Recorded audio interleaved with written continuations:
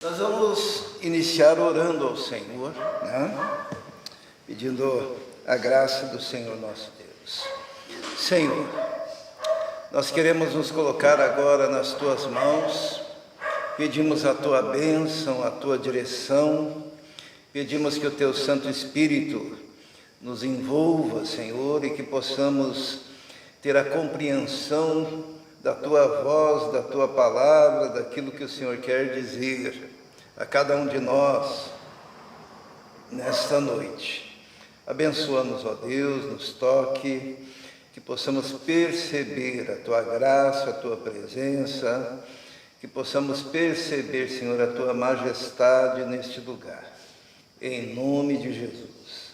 Amém. Vamos abrir a nossa Bíblia no segundo livro dos Reis de Israel, segundo livro dos Reis, no capítulo 8. Segundo livro dos Reis, no capítulo 8, a partir do versículo 7. Segundo Reis 8, a partir do versículo 7. Todos encontraram? Muito bem. Vamos ler então, diz assim: certa ocasião, Eliseu foi a Damasco.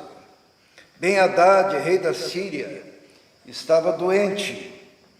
Quando disseram ao rei: o homem de Deus está na cidade, ele ordenou a Azael: vai encontrar-se com o homem de Deus e leve-lhe um presente. Consulte o Senhor por meio dele, pergunte-lhe se vão me recuperar desta doença. Azael foi encontrar-se com Eliseu, levando consigo de tudo o que havia de melhor em Damasco, um presente carregado por 40 camelos. Ao chegar diante dele, Azael disse: teu filho Ben-Hadad, rei da Síria, enviou-me para perguntar se ele vai se recuperar da sua doença. Eliseu respondeu: vai e diga-lhe, com certeza te recuperarás. No entanto, o Senhor me revelou que de fato ele vai morrer. Eliseu ficou olhando fixamente para Azael, até deixá-lo constrangido. Então o homem de Deus começou a chorar. E perguntou a Azael: por que meu senhor está chorando? Ele respondeu: porque sei das coisas terríveis que você fará aos israelitas. Você incendiará suas fortalezas, matará seus jovens à espada, esmagará as crianças, rasgará o ventre das mulheres grávidas.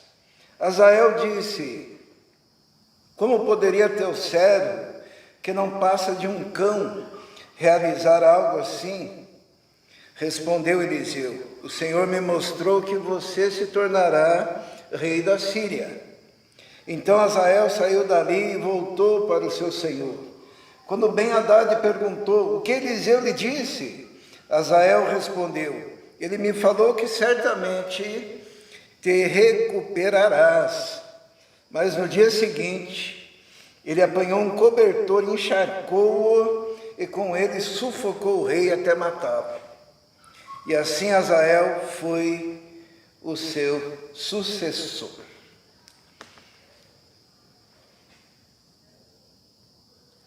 Que história, hein?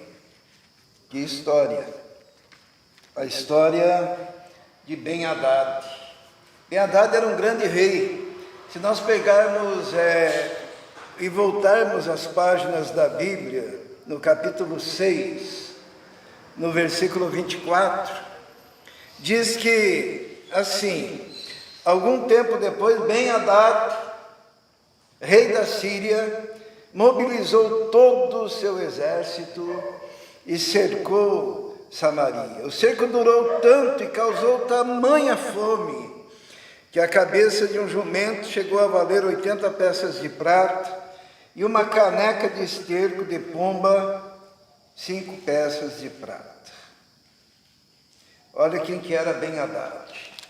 Ben-Hadad era um homem poderoso, um rei poderoso que tinha regimentado seu exército, fazendo um cerco contra Samaria, que era a capital de Israel, o reino do norte. Trouxe grande angústia para aquele povo. Mas a gente vira as páginas da Bíblia um pouquinho, vai no capítulo 8, e descobrimos um rei angustiado, porque ele estava doente. E quando ele sabe que Eliseu foi visitar a Síria, estava em Damasco, ele manda o seu servo para ver como era um homem poderoso, cercado de servos, cercado de riquezas, cercado de exércitos, que ele comandava, o grande rei Ben-Hadad. Mas agora ele descobre que Eliseu está na cidade, e ele diz: olha, vai lá, pergunta para Eliseu se eu vou me recuperar dessa doença. E para tentar mover o coração do profeta Eliseu, ele manda presentes. E olha, precisou de 40 camelos para carregar o que havia de melhor em Damasco para levar ao profeta. Hoje nós vamos falar sobre esses 3 homens: Ben-Hadad, o rei da Síria; Eliseu, o homem de Deus; e um indivíduo chamado Azael. Lembram do Azael? Lembram? Quando Elias estava deprimido na caverna, querendo a morte, Deus fala com ele. E daí Deus diz: sai da caverna, Elias, sai daí, eu tenho um trabalho para você. Qual que era o trabalho para Elias? Elias era para ele ungir um profeta como sucessor e 2 reis, certo? O rei da Síria, o nome é Azael, e Jeú, rei de Israel. Mas daí Elias, deprimido, angustiado, ele se levanta e ele apenas vai e unge o profeta Eliseu. Mas ele não unge os 2 reis. Os 2 reis ficam para depois. E aqui nós encontramos então a continuação desse propósito de Deus na unção desses 2 reis. E a história é interessante, porque começa com Ben-Hadad. E aqui nós vamos falar sobre 3 encontros. E começa dizendo: certa ocasião Eliseu foi a Damasco, Ben-Hadad, rei da Síria, estava doente. Ben-Hadad, aquele homem poderoso, rei da Síria, ele teve um encontro com a fugacidade, teve um encontro com a fraqueza, teve um encontro. Fugacidade significa aquela névoa que é a vida da gente, a fragilidade humana. E quando ele teve esse encontro com a fragilidade humana, tudo aquilo que ele tinha, todos os seus tesouros, todo o seu poder, todo o seu exército, já não valia de nada. É assim que acontece com os homens. Você pode ser um milionário, você pode ser alguém bem-sucedido no trabalho, você pode ser alguém autoconfiante, autossuficiente, mas chegará um dia que você necessariamente terá um encontro com a sua própria fragilidade. porque todos nós envelhecemos. Todos podem ficar doentes. E quando chega aquele momento da enfermidade e da doença, quando nenhum recurso deste mundo pode te socorrer, você descobre que você é apenas um homem. Frágil, fraco, dependente. E Ben-Hadad, então, ele diz assim para Azael: Azael, vai lá, leve presentes, 11 camelos cheios de mercadorias, do melhor, para o profeta. Consulte a Deus por mim. Sabe, hoje nós percebemos que temos aqui, pela graça de Deus, muita gente saudável, né? Com saúde plena, com a graça de Deus, com a bênção de Deus. Mas existem pessoas que ignoram a casa de Deus enquanto estão saudáveis, enquanto estão fortes, enquanto podem se levantar para cumprir os seus próprios propósitos, os seus próprios desejos, a sua própria vontade, porque afinal de contas Deus está lá, está te esperando. Você pode servi-lo na hora que você quiser, né? Ele é como se fosse um empregado seu, certo? Você decide se você quer falar com ele, se você quer adorá-lo, se você quer ir na casa dele, se você quer prestar um culto, se você quer estar em comunhão. Mas você só decide até o momento em que você tem o teu exército, você tem a sua riqueza. Uma vez Satanás falou para Deus, o que ele falou para Deus? Sobre Jó, falou assim: tu o cercaste de tanta coisa boa, certo? Tu o cercaste. Nessa palavra a gente descobre que nós temos um Deus que nos cerca, tá? Porque a Bíblia diz que o anjo do Senhor acampa-se ao redor, e o diabo, o adversário, ele anda ao derredor. Sabe por quê? Porque tem uma cerca.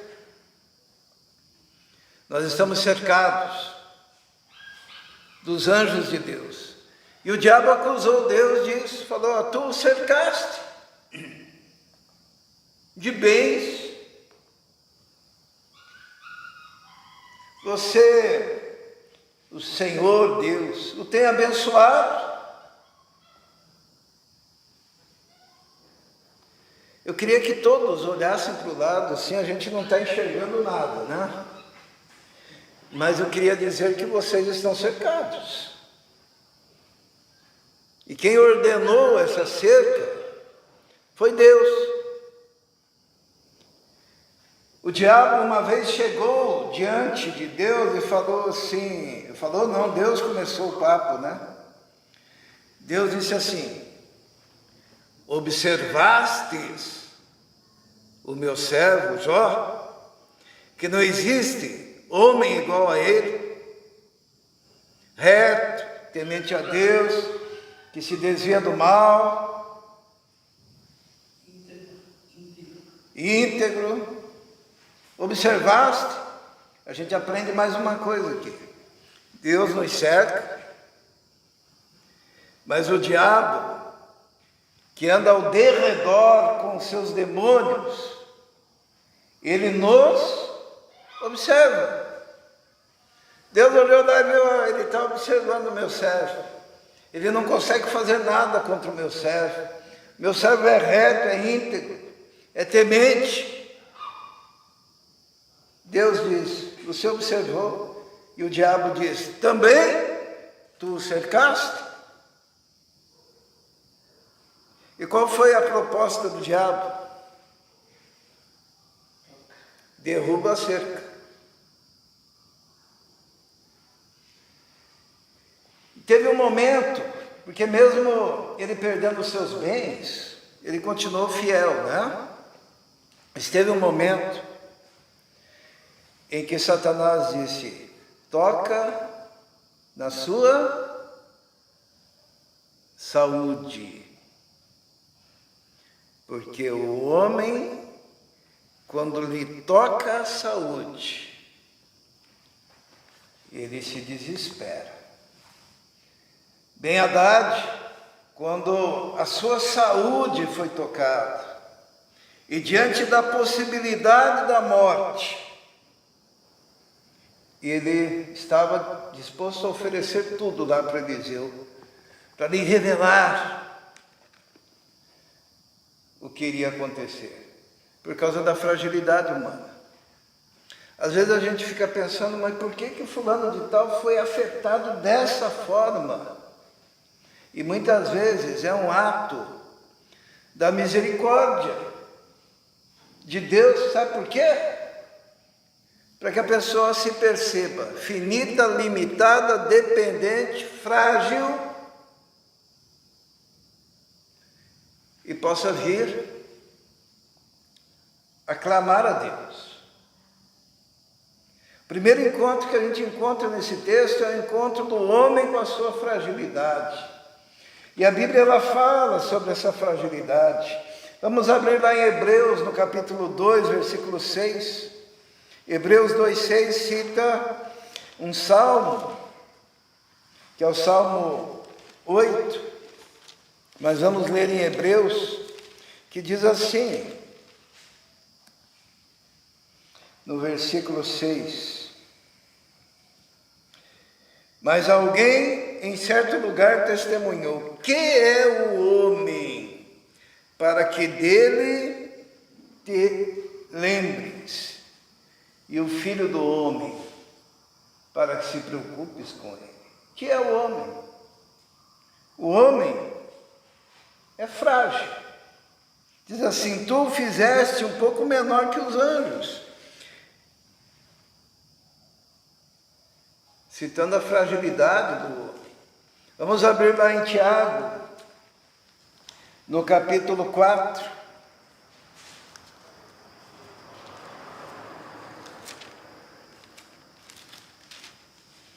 No versículo 13. Olha o que diz ali. Tiago 4,13. Ouçam agora vocês que dizem, hoje ou amanhã iremos para esta ou aquela cidade, passaremos um ano ali, faremos negócios e ganharemos dinheiro. Vocês nem sabem o que lhes acontecerá amanhã, que é a sua vida. Vocês são como a neblina, que aparece por um pouco de tempo e depois se dissipa. Ao invés disso, deveriam dizer, se o Senhor quiser, viveremos e faremos isto ou aquilo. Agora vocês, porém, se vangloriam das suas pretensões. Toda vanglória como esta é maligna. Pensem nisto, pois quem sabe que deve fazer o bem e não faz, comete pecado. O homem e a vida do homem é como a neblina. Logo, nós, os mais velhos, nós não estaremos mais aqui, e os mais jovens estarão com 70, 80. E tudo aquilo que eles presumiam de si mesmo vai se dissipar. E o que permanece é a relação com Deus. Jó, no capítulo 14, vamos abrir lá também, ele nos ensina algo tremendo. Ele fala sobre a vida humana. Ele diz assim: o homem nascido de mulher vive pouco tempo e passa por muitas dificuldades. Essa é a vida do homem. Ben-Hadad, quando percebeu-se numa situação de enfermidade grave, ele percebeu também que ele dependia totalmente de Deus. E ele estava disposto a dar tudo para falar com o homem de Deus, que passava naquela época pela capital Damasco, capital da Síria. Vamos voltar então lá para o segundo livro dos Reis, no capítulo 8, e nós vamos ver um segundo encontro. Segundo Reis, capítulo 8, a partir do versículo 10, diz assim: depois que Azael foi até Eliseu e lhe perguntou, Eliseu respondeu: vai e diga, com certeza te recuperarás. No entanto, o Senhor me revelou que de fato vai morrer. Primeira coisa que a gente percebe aqui, do homem de Deus, do homem cheio do Espírito Santo de Deus, do homem com porção dobrada do Espírito do Senhor, é o paradoxo, né? Quando pergunta assim, o rei está mandando eu perguntar se ele vai viver. Ele diz, vai viver. Ele pensa um pouco, mas Deus me mostra que ele vai morrer. Nós que já lemos a história, nós sabemos o que aconteceu, né? O próprio Azael pegou um travesseiro, encharcou o travesseiro, chegou na cama do rei e matou o rei. Ele não morreu da doença.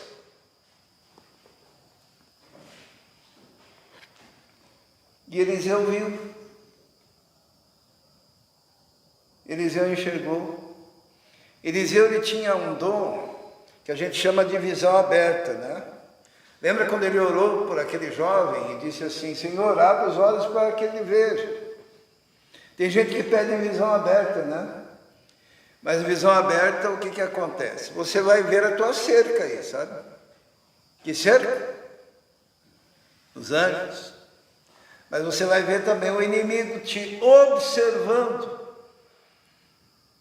Você vai ver os demônios agindo. Você vai ver as oposições que vêm. Você vai ver o coração das pessoas, o que está lá dentro, de fato.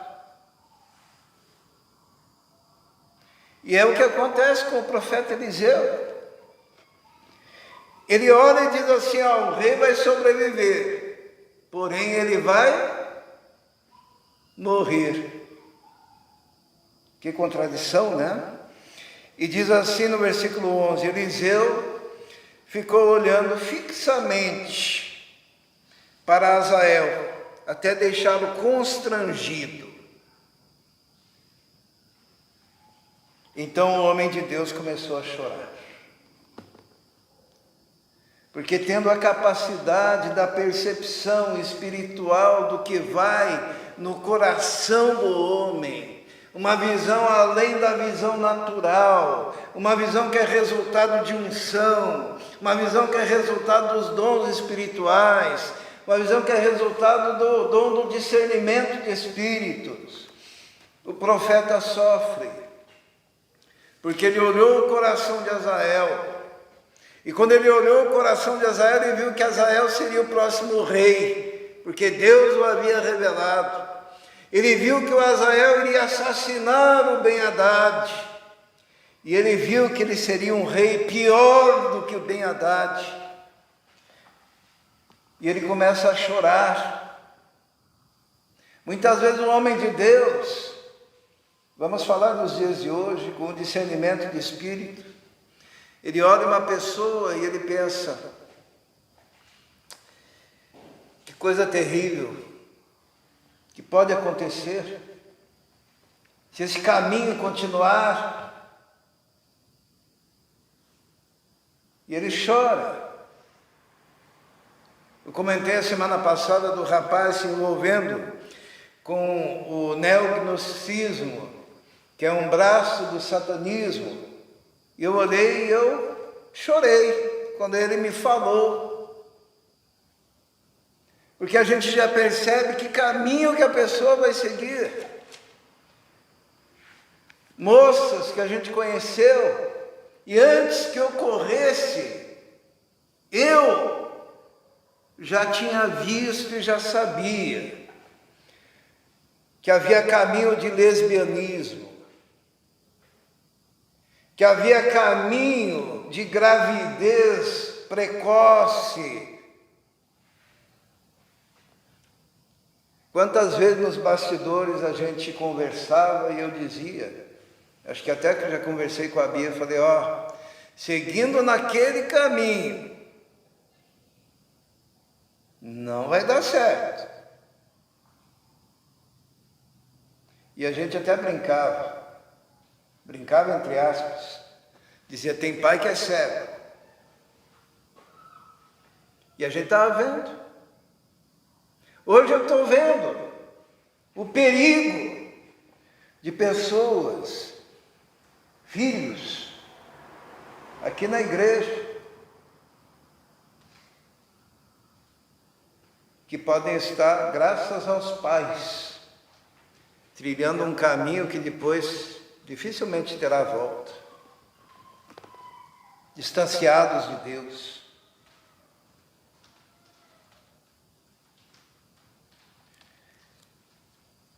E não está longe os perigos, quando a cerca se quebra e a gente sai do guarda-chuva de proteção do Senhor. Nós estamos tristes essa semana com o desaparecimento do Daniel Berg, né? Não sei se ele foi encontrado, alguém tem notícia? Lembra do Daniel? Bia, Fernando? Daniel Berg é um jovem aqui, que foi aprender violão conosco. E a mãe dele está desesperada, desde o dia 11 de setembro, desaparecido. Esse mundo é cheio de perigos. Estar firmado com o Senhor, ter a cerca, porque o Senhor nos cerca de proteção, é o melhor caminho. Quando Eliseu olhou aquele homem e teve a percepção espiritual do futuro, do que seria, do que aconteceria pelas mãos de Azael, ele chorou. E no versículo 12 do capítulo 8, diz assim, e perguntou a Azael, por que meu senhor está chorando? Azael sabia que aquele era um homem de Deus, e foi o próprio homem de Deus que falou para ele. Ele respondeu, porque eu sei das coisas terríveis que você fará aos israelitas. Você incendiará suas fortalezas, matará seus jovens, a espada, esmagará as crianças, rasgará o ventre das mulheres grávidas. E Azael responde, como poderia o teu servo, que não passa de um cão, realizar algo assim? Ele era só um servo de Ben-Hadad, ele era só um empregado, um funcionário, um serviçal. E quando lhe foi revelado o que ele viria a ser, ele poderia ter mudado de atitude, né? A atitude do coração. Sabe, muitas vezes eu prego, e às vezes as pessoas pensam assim, é sermão encomendado, né? Está querendo atingir aquele jovem, está querendo atingir aqueles pais, está querendo atingir aquela família, está querendo atingir os filhos. Mas não é nada disso.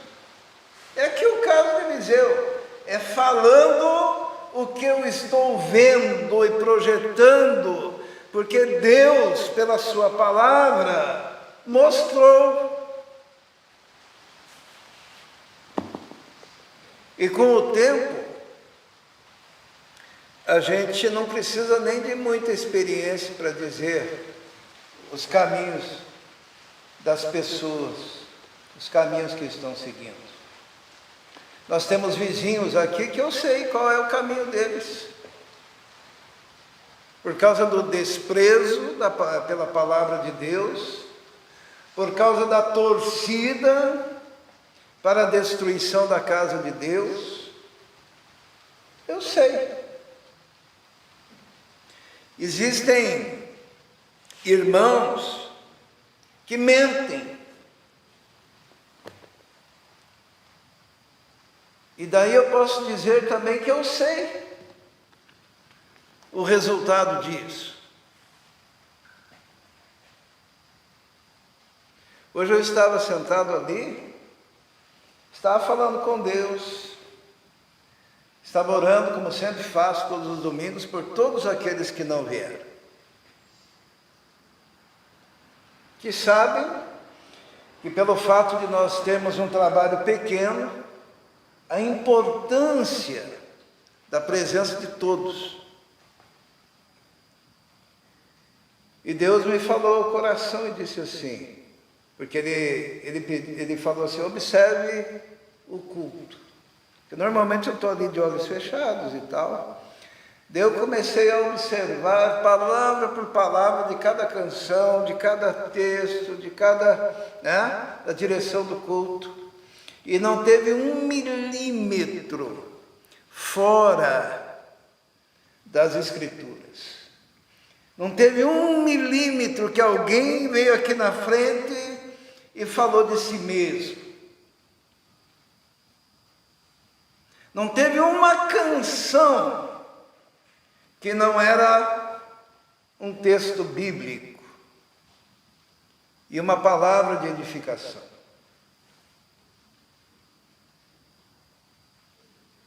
E Deus disse no meu coração, servo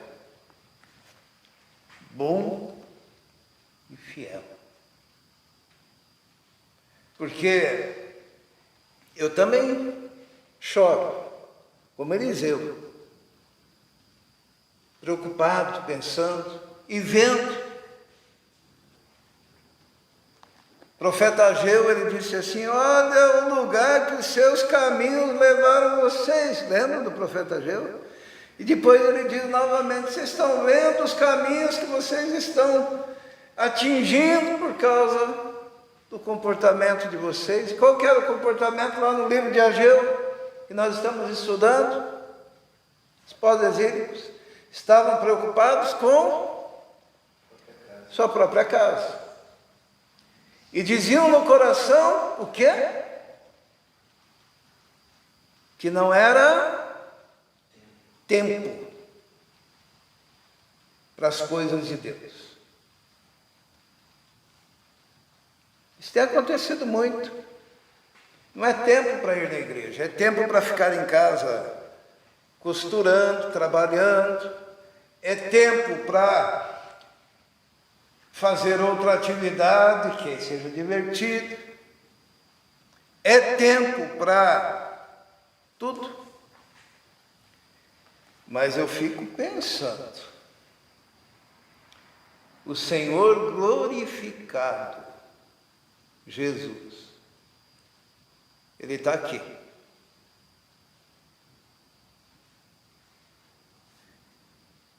Será que Ele não é importante? O Espírito Santo está aqui. Será que Ele não é importante? O cerco dos anjos de Deus se mantém na nossa proteção. Será que isso não é importante? A palavra revelada está aqui. Será que isso não é importante? Eliseu olhou para aquele homem e viu algo e chorou. estou vendo o que você vai fazer. A Bia, de vez em quando, eu gosto de citar ela, porque de vez em quando ela fala que nem o profeta Eliseu. Ela olha algum colega lá e diz assim, eu estou vendo a...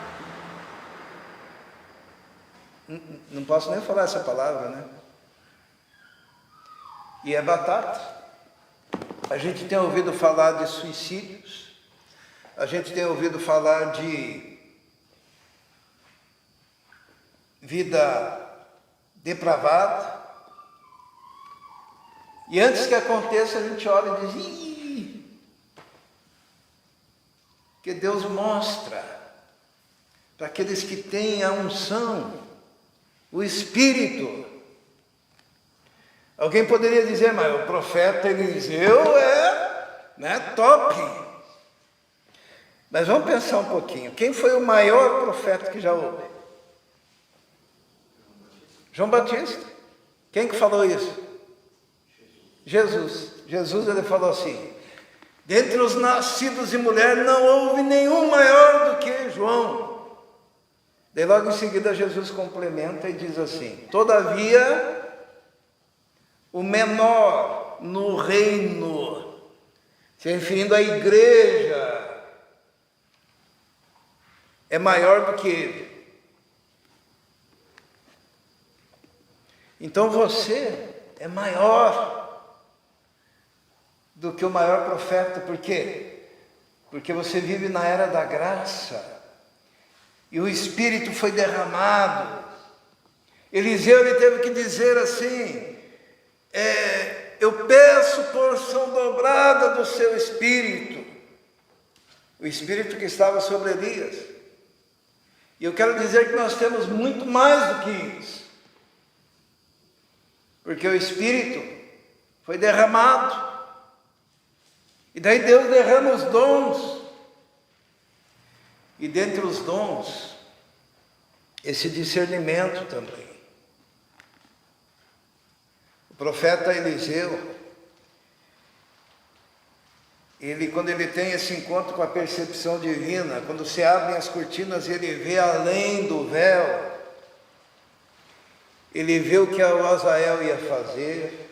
Um pouco antes, diziam dele o quê? Que o profeta Eliseu era aquele que sabia o que o rei estava conversando no quarto dele. Lembram disso?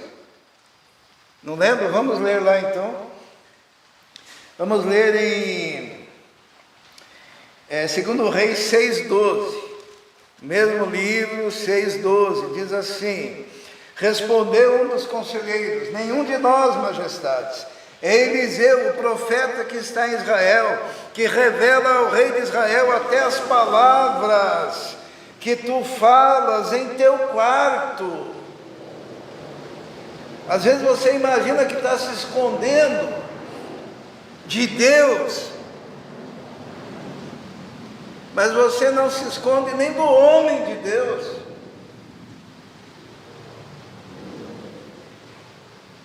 O profeta Eliseu, vamos ler no versículo 14 do capítulo 6, ele ora, ou melhor, no versículo do capítulo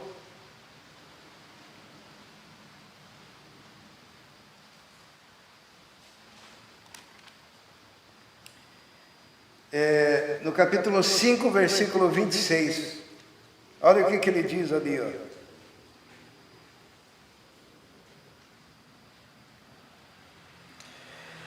Mas Eliseu lhe disse: você acha que eu não estava com você em espírito, quando o homem desceu da carruagem para encontrar-se com você?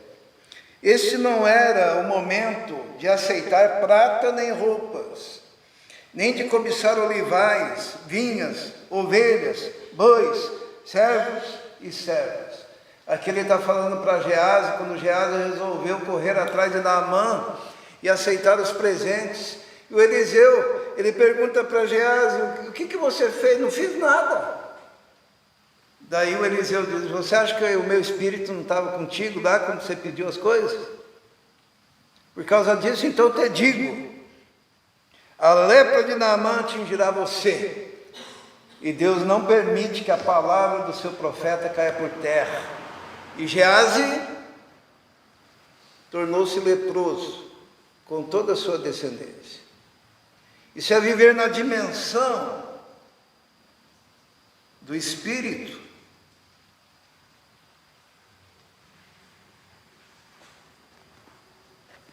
Por isso que nós aconselhamos. Por isso que a Bíblia diz, olha, aceite o conselho da tua mãe e do teu pai, porque o Espírito Santo dá uma visão para os pais que você não imagina. A menina chega para apresentar o namorado, o pai olha e diz, sim, Messi, coloca as barbas de molho, que nem diz. Ou a mãe diz alguma coisa. Aceite conselhos.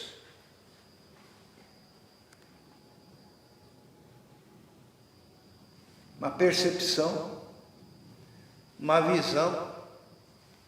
Quando o pai tem que conversar com o filho e dizer, olha, você é livre para escolher, mas olha, você vai passar o resto da tua vida tendo esse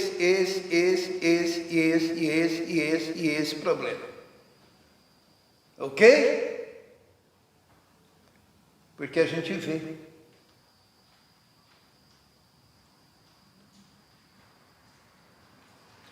Eliseu olhou, chorou, declarou. Vamos voltar lá para o capítulo 8. O Azael disse, como que eu poderia fazer tudo isso? Respondeu Eliseu no versículo 13, o Senhor me mostrou que você se tornará rei da Síria. Então Azael saiu dali e voltou para o seu senhor. Quando Ben-Hadad perguntou, o que Eliseu lhe disse? Azael lhe respondeu, ele me falou que certamente te recuperarás. Ele podia ter ficado só até aí, né? Mas aqui nós temos o terceiro encontro, que é o encontro com a natureza maligna do homem. Porque diz a palavra de Deus no versículo 15, mas no dia seguinte, ele apanhou um cobertor, encharcou e com ele sufocou o rei, até matá-lo, e assim Azael foi o seu sucessor. O encontro com a malignidade humana. O que nós encontramos aqui que é natural no homem sem Deus? É a ganância, o desejo de poder, é tendo tido a oportunidade da palavra profética de Eliseu, ele ignorou o sobrenatural, ignorou a palavra de Deus. E quando o profeta deu a ele, Azael, e disse, diga ao rei que ele viverá.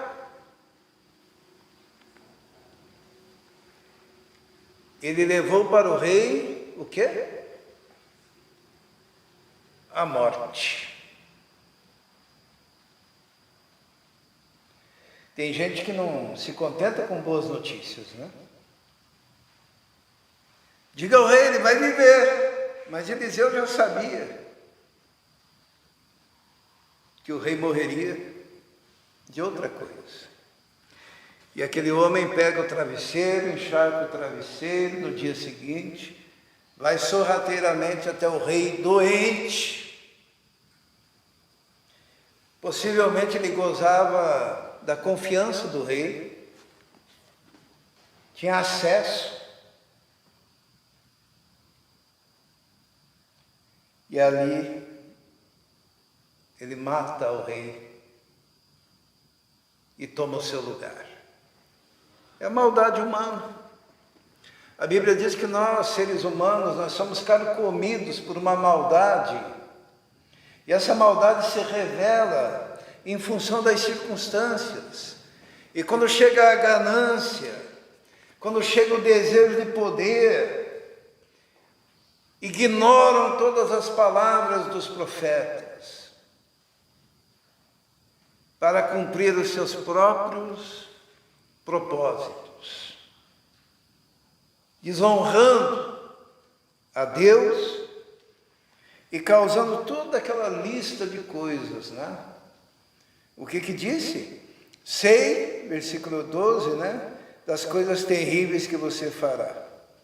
E ali começa a destruição das fortalezas, a morte dos jovens, esmagando crianças, rasgando o ventre das mulheres grávidas. Por causa da maldade.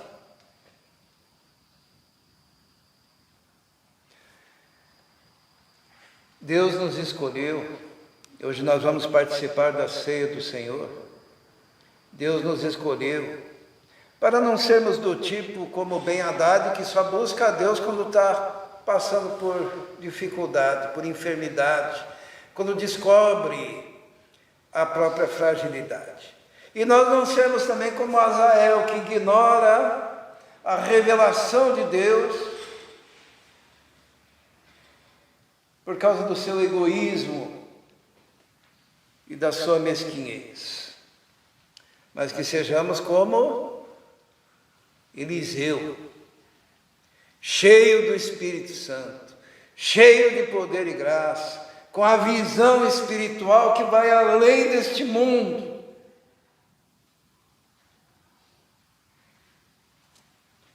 Porque se nós formos assim, nós seremos uma influência para depois de nós. Eliseu é um cara que influenciou o mundo depois que ele já tinha morrido, né? É extraordinário isso. Hoje a gente está com carência de heróis, né? Então nós temos que estudar quem? O Spurgeon, né? Nós temos que estudar o Wesley, nós temos que estudar Amy MacPherson, nós temos que estudar, quem mais? Temos que estudar heróis do passado, que mesmo sendo falhos, todos são, mas deixaram um legado. Porque se você for um homem de Deus, cheio do Espírito Santo, cheio de graça e poder, você vai transcender a sua própria vida. O profeta Eliseu, aconteceu isso com ele. Deus deixou esse testemunho na Bíblia para que a gente entendesse isso. Porque a palavra de Deus diz que Eliseu ficou doente, tá? Porque o homem de Deus também fica doente, tá bom? E daí ele ficou doente e morreu. E daí sepultaram Eliseu. Mas sabe o que aconteceu? Quando jogaram um corpo na mesma sepultura de Eliseu, o homem, o que aconteceu? Ressuscitou. Porque ali havia o testemunho de que nós podemos transcender a nossa vida. A nossa influência, a nossa unção pode abençoar nossos netos, bisnetos, trinetos, e aí vai. E toda uma geração depois de nós. Se tão somente nos permitirmos sermos cheios do Espírito Santo. Vamos abrir a nossa Bíblia em 2 Reis, no capítulo 13. Vamos ler 3 versículos. No 14 diz assim, 2 Reis 13, versículo 14. Ora, Eliseu estava sofrendo da doença da qual morreria. Então, homem de Deus também fica doente, tá? Porque tem uma teologia aí que diz que não, né? Mas também fica. Eliseu estava sofrendo da doença da qual morreria. Agora no versículo 20. Então Eliseu morreu e foi sepultado. Ora, tropas moabitas costumavam entrar no país a cada primavera. Certa vez, enquanto alguns israelitas sepultaram um homem, viram de repente uma dessas tropas, então jogaram o corpo do homem no túmulo de Eliseu e fugiram. Assim que o cadáver encostou nos ossos de Eliseu, o homem voltou à vida e se levantou. A nossa vida pode transcender a nossa existência aqui na Terra.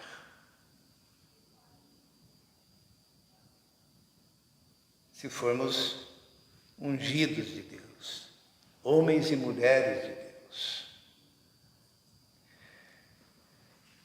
Pena que muita gente escolhe viver distanciados do Senhor. Feche seus olhos, vamos orar.